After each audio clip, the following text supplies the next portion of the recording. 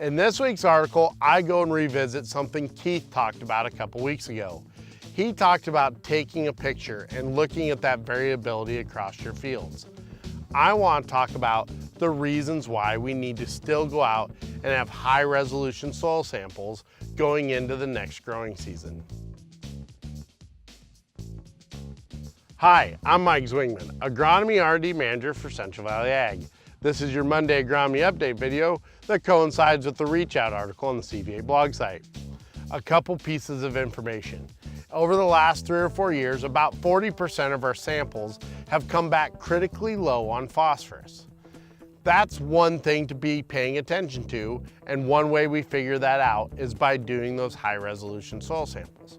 But the way we help you manage your input costs, the way we help you manage your profitability, the way we help you achieve those yield goals is by looking at the other side of the soil sample spectrum.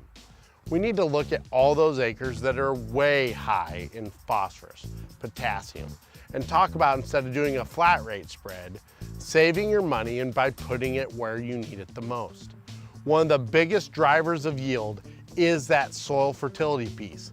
If you have that sub 15 part per million of phosphorus, you're gonna have a huge limitation of your yield potential because we just can't get the plant to take in the nutrients it needs when it needs it.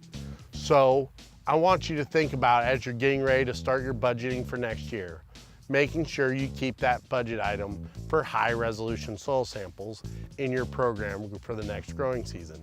I want you to capitalize on a product like Field Reveal and how it's going to help you visualize those soil samples with your FSA and make the best decisions possible.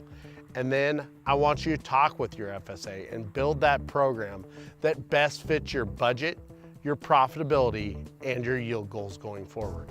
Because we can't keep mining our soils, or sooner or later the nutrient cliff is going to catch up with us.